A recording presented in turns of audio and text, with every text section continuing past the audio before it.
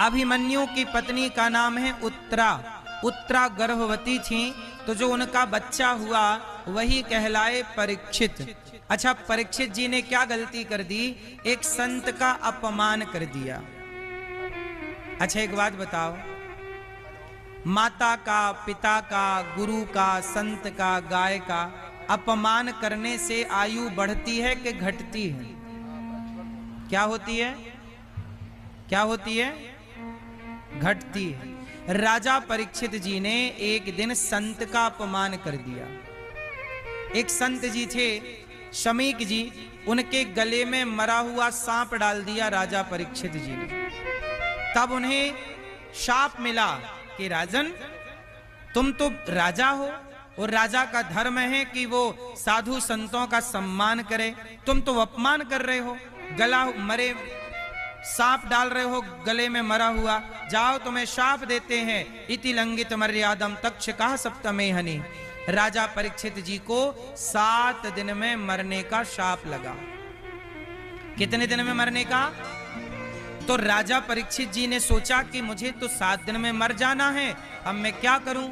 तब राजा परीक्षित जी ने भागवत सुनी और सुखदेव जी ने शुकताल में राजा परीक्षित जी को भागवत सुनाई। तो जहां राजा परीक्षित जी भागवत सुनने बैठे तो वहां देवताओं के राजा इंद्र आ गए और इंद्र ने कहा कि ये भागवत हमें सुना दो। सुखदेव जी ने कहा परीक्षित तू अमृत पी ले और हम भागवत देवताओं को सुनाए देते हैं। तो परीक्षित जी ने कहा ना, हमें अमृत नहीं पीना, स्वर्ग का अमृत पीने वाले को स्वर्ग मिलता है, पर भागवत की कथा सुनने वाले को भगवान मिलते हैं। अब बताओ, अमृत श्रेष्ठ है कि भागवत श्रेष्ठ है? स्वर्ग के अमृत को पीने से क्या मिलता है? स्वर्ग। और भागवत का रसपान करने से क्या मिलता है? भगवान। अच्छा ये बताओ, स्वर्ग बड़ा है कि भगवान बड़े हैं? स्वर्ग तो भगवान का बनाया है, ऐसे करोड़ों स्वर्ग भगवान बना सकते हैं। इसलिए भगवान को पा लेने के बाद स्वर्ग वर्ग पाने की कामना नहीं है। राजा परीक्षित जी ने कहा हमें भागवत सुननी है। तब सुखदेव जी ने भागवत राजा परीक्षित को सुनाई और इंद्र से कहा कि आप सौदागर बन के आए हैं, कथा में आओ ना तो प्रेमी बनकर आओ, प्रेम से सुनो, जहां जगह मिल जाए वहां बैठ के सुनो, क्योंकि आप सुनने आए हैं। जब राजा परीक्षित, जब सुखदेव जी ने देखा कि इंद्र तो सौदा करने आ गए, तब सुखदेव जी ने डांट कर इंद्र को वहां से भगा दिया। बोले नहीं, हम तुम्हें भागवत, सोचिए देवताओं के राजा को भी सुखदेव जी ने भागवत नहीं सुनाई। क्यों नहीं सुनाई? क्योंकि तुम अधिकारी नहीं हो इसके। भागवत सुनने के अधिकारी सब नहीं होते मेरी माँ। भागवत सुनने का अधिकारी कौन है? जिसके अंदर श्रद्धा है, प्रेम है। अब श्रद्धा नहीं, प्रेम नहीं, तो आप यहां आओगे तो सुनोगे क्या?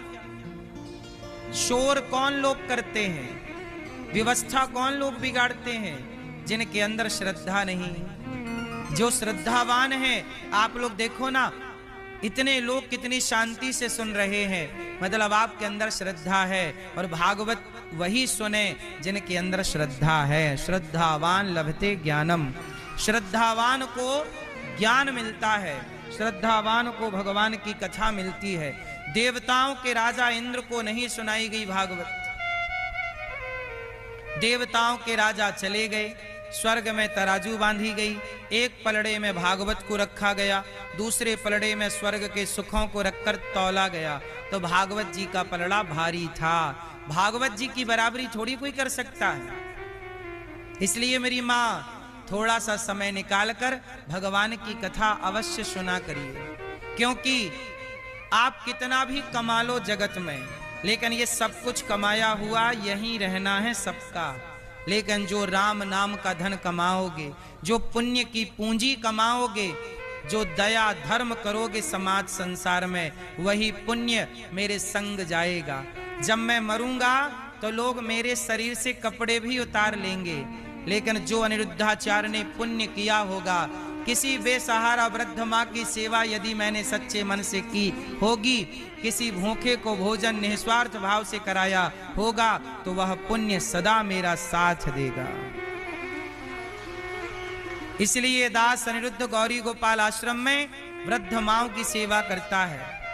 310 वृद्ध माएं गौरी गोपाल आश्रम में रहती हैं।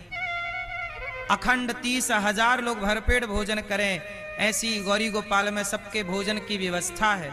सब भोजन करते हैं निःशुल्क। तो ये दास अनिरुद्ध सेवा करता है। आपसे भी कहता हूं कि इन सेवा से अपने आप को जोड़िएगा। आपके सहयोग से गौरी गोपाल आश्रम में वृद्ध माएं रहती हैं। हजारों साधु संतों को पेट भर भोजन मिलता है रोज। कल भी जब मैं आया तो संत लोग आ चुके थे भोजन करने के लिए। मैं सुबह सुबह निकला, ये देखो ये हजारों संत रोज भोजन करते हैं गौरी गोपाल में, जो फुटपाथ पर सोते हैं। आपसे भी मेरी प्रार्थना है कि एक दिन का भोजन आप अपनी ओर से करा सकते हैं संतों को। जीवन में हम जब जाएंगे तो हमारे संग क्या चलेगा? पुण्य। इसलिए पैसा कमाइएगा, बच्चों को पढ़ाइएगा, अपने लिए थोड़ा बचाइएगा, पर जब आपकी कमाई से ज्यादा हो, आपके पास अधिक ईश्वर दें, तो उससे जरूर किसी भूखे को रोटी देना चाहिए। पहले आप अपना पेट भर लो।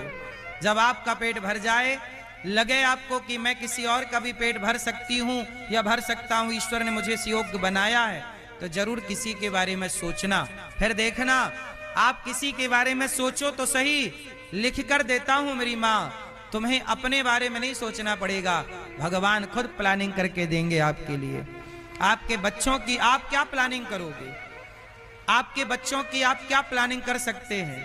लेकिन जब भगवान प्लानिंग करेंगे ना, तो आपकी सोच से कई गुना ज्यादा।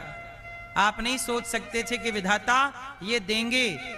कहते ना, हमारी औकात से ज्यादा सुदामा की औकात इतनी नहीं थी। वो मांगते भी तो क्या मांगते, लेकिन सुदामा जी की हैसियत से ज्यादा, हमारी और आपकी हैसियत से ज्यादा भगवान देने की क्षमता रखते हैं।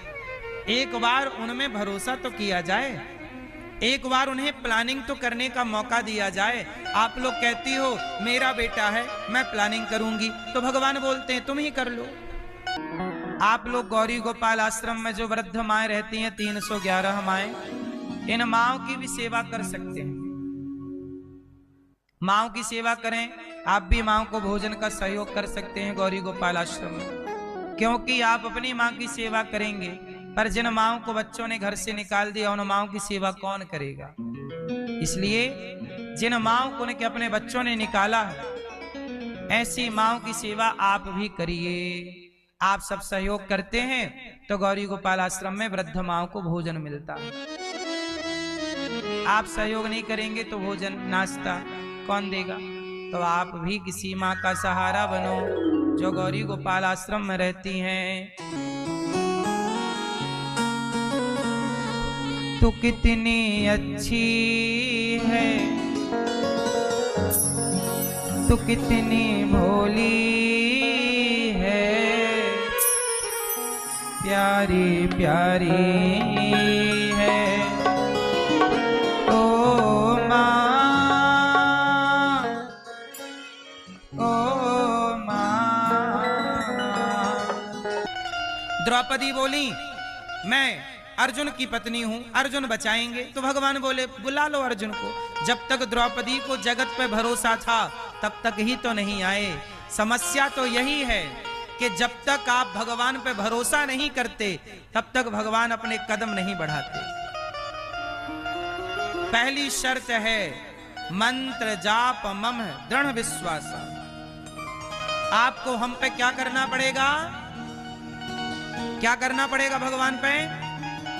हाँ। और जब भरोसा करोगे तो हाँ।